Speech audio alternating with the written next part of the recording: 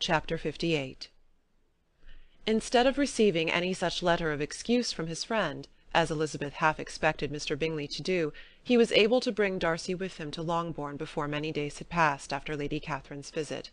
The gentleman arrived early, and before Mrs. Bennet had time to tell him of their having seen his aunt, of which her daughter sat in momentary dread, Bingley, who wanted to be alone with Jane, proposed their all walking out. It was agreed to. Mrs. Bennet was not in the habit of walking, Mary could never spare time, but the remaining 5 set off together. Bingley and Jane, however, soon allowed the others to outstrip them. They lagged behind, while Elizabeth, Kitty, and Darcy were to entertain each other. Very little was said by either. Kitty was too much afraid of him to talk, Elizabeth was secretly forming a desperate resolution, and perhaps he might be doing the same. They walked towards the Lucases because Kitty wished to call upon Maria, and as Elizabeth saw no occasion for making it a general concern, when Kitty left them she went boldly on with him alone. Now was the moment for her resolution to be executed, and while her courage was high, she immediately said, "Mr. Darcy, I am a very selfish creature, and for the sake of giving relief to my own feelings, care not how much I may be wounding yours. I can no longer help thanking you for your unexampled kindness to my poor sister. Ever since I have known it, I have been most anxious to acknowledge to you how gratefully I feel it. Were it known to the rest of my family, I should not have merely my own gratitude to express." "I am sorry, exceedingly sorry," replied Darcy in a tone of surprise and emotion, "that you have ever been informed of what may, in a mistaken light, have given you uneasiness. I did not think Mrs. Gardiner was so little to be trusted." "You must not blame my aunt. Lydia's thoughtlessness first betrayed to me that you had been concerned in the matter, and of course I could not rest till I knew the particulars. Let me thank you again and again, in the name of all my family, for that generous compassion which induced you to take so much trouble, and bear so many mortifications for the sake of discovering them." "If you will thank me," he replied, "let it be for yourself alone. That the wish of giving happiness to you might add force to the other inducements which led me on, I shall not attempt to deny. But your family owe me nothing. Much as I respect them, I believe I thought only of you." Elizabeth was too much embarrassed to say a word. After a short pause, her companion added, "You are too generous to trifle with me. If your feelings are still what they were last April, tell me so at once. My affections and wishes are unchanged, but one word from you will silence me on this subject for ever."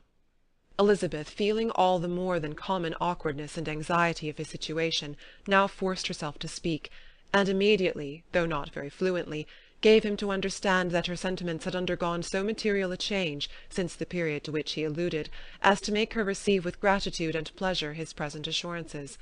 The happiness which this reply produced was such as he had probably never felt before, and he expressed himself on the occasion as sensibly and as warmly as a man violently in love can be supposed to do. Had Elizabeth been able to encounter his eye, she might have seen how well the expression of heartfelt delight diffused over his face became him. But though she could not look, she could listen, and he told her of feelings which, in proving of what importance she was to him, made his affection every moment more valuable. They walked on, without knowing in what direction. There was too much to be thought and felt and said for attention to any other objects. She soon learnt that they were indebted for their present good understanding to the efforts of his aunt, who did call on him in her return through London, and there relate her journey to Longbourn, its motive, and the substance of her conversation with Elizabeth, dwelling emphatically on every expression of the latter which, in her ladyship's apprehension, particularly denoted her perverseness and assurance, in the belief that such a relation must assist her endeavours to obtain that promise from her nephew which she had refused to give. But, unluckily for her ladyship, its effect had been exactly contrariwise. "It taught me to hope," said he, "as I had scarcely ever allowed myself to hope before. I knew enough of your disposition to be certain that, had you been absolutely, irrevocably decided against me, you would have acknowledged it to Lady Catherine, frankly and openly." Elizabeth coloured and laughed as she replied, "Yes, you know enough of my frankness to believe me capable of that. After abusing you so abominably to your face, I could have no scruple in abusing you to all your relations." "What did you say of me that I did not deserve? For though your accusations were ill-founded, formed on mistaken premises, my behaviour to you at the time had merited the severest reproof. It was unpardonable. I cannot think of it without abhorrence." "We will not quarrel for the greater shame of blame annexed to that evening," said Elizabeth. "The conduct of neither, if strictly examined, will be irreproachable. But since then we have both, I hope, improved in civility." "I cannot be so easily reconciled to myself. The recollection of what I then said, of my conduct, my manners, my expressions during the whole of it, is now, and has been many months, inexpressibly painful to me. Your reproof, so well applied, I shall never forget. Had you behaved in a more gentlemanlike manner, those were your words. You know not, you can scarcely conceive how they have tortured me, though it was some time, I confess, before I was reasonable enough to allow their justice." "I was certainly very far from expecting them to make so strong an impression. I had not the smallest idea of their ever being felt in such a way." "I can easily believe it. You thought me then devoid of every proper feeling. I am sure you did. The turn of your countenance I shall never forget, as you said that I could not have addressed you in any possible way that would have induced you to accept me." "Oh, do not repeat what I then said. These recollections will not do at all. I assure you that I have long been most heartily ashamed of it." Darcy mentioned his letter. "Did it," said he, "did it soon make you think better of me? Did you, on reading it, give any credit to its contents?" She explained what its effect on her had been, and how gradually all her former prejudices had been removed. "I knew," said he, "that what I wrote must give you pain, but it was necessary.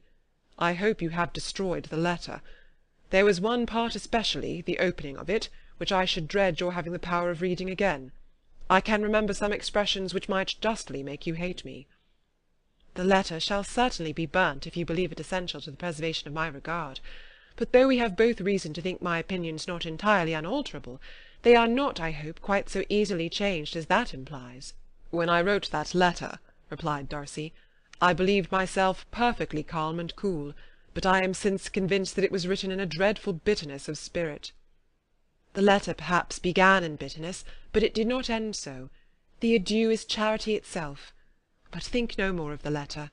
The feelings of the person who wrote, and the person who received it, are now so widely different from what they then were, that every unpleasant circumstance attending it ought to be forgotten. You must learn some of my philosophy.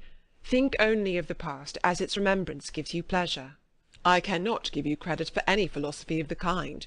Your retrospections must be so totally void of reproach, that the contentment arising from them is not of philosophy, but, what is much better, of innocence.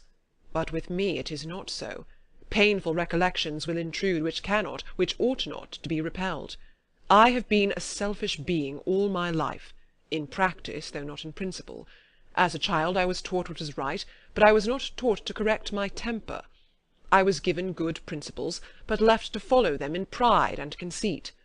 Unfortunately an only son, for many years an only child, I was spoilt by my parents, who, though good themselves, my father particularly, all that was benevolent and amiable, allowed, encouraged, almost taught me to be selfish and overbearing, to care for none beyond my own family circle, to think meanly of all the rest of the world, to wish at least to think meanly of their sense and worth compared with my own. Such I was from 8 to 28, and such I might still have been but for you, dearest, loveliest Elizabeth. What do I not owe you? You taught me a lesson, hard indeed at first, but most advantageous. By you I was properly humbled. I came to you without a doubt of my reception.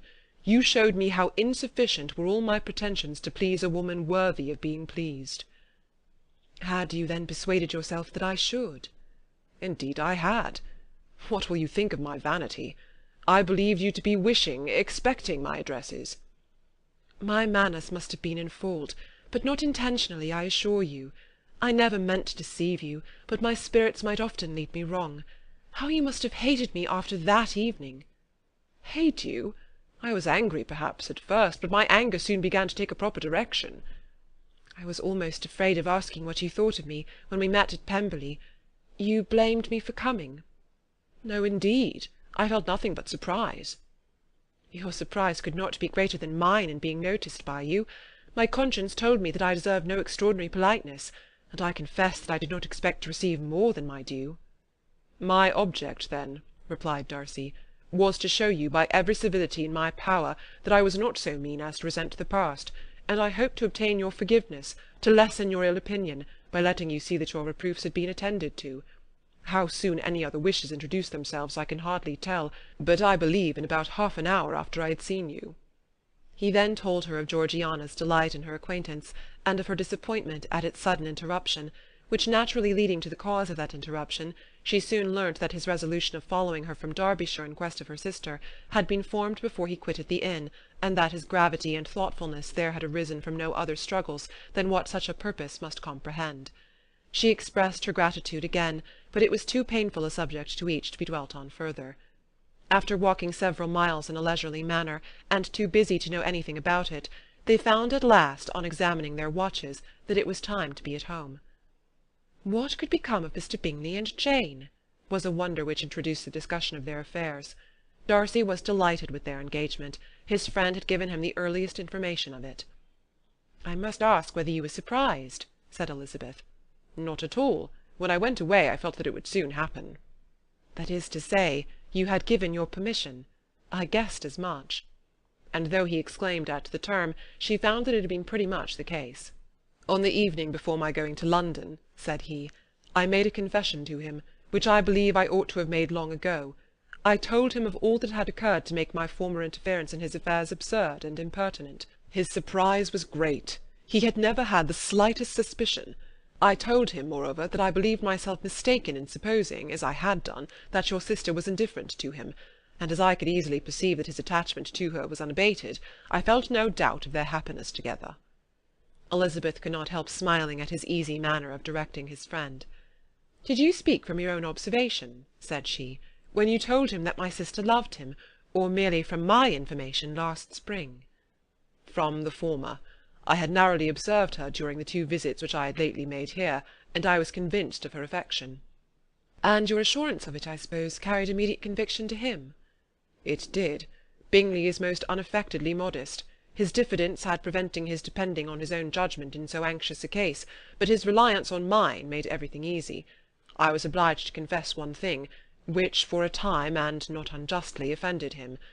I could not allow myself to conceal that your sister had been in town 3 months last winter, that I had known it, and purposely kept it from him. He was angry. But his anger, I am persuaded, lasted no longer than he remained in any doubt of your sister's sentiments. He has heartily forgiven me now." Elizabeth longed to observe that Mr. Bingley had been a most delightful friend, so easily guided that his worth was invaluable, but she checked herself. She remembered that he had yet to learn to be laughed at, and it was rather too early to begin. In anticipating the happiness of Bingley, which of course was to be inferior only to his own, he continued the conversation till they reached the house. In the hall they parted. Chapter 58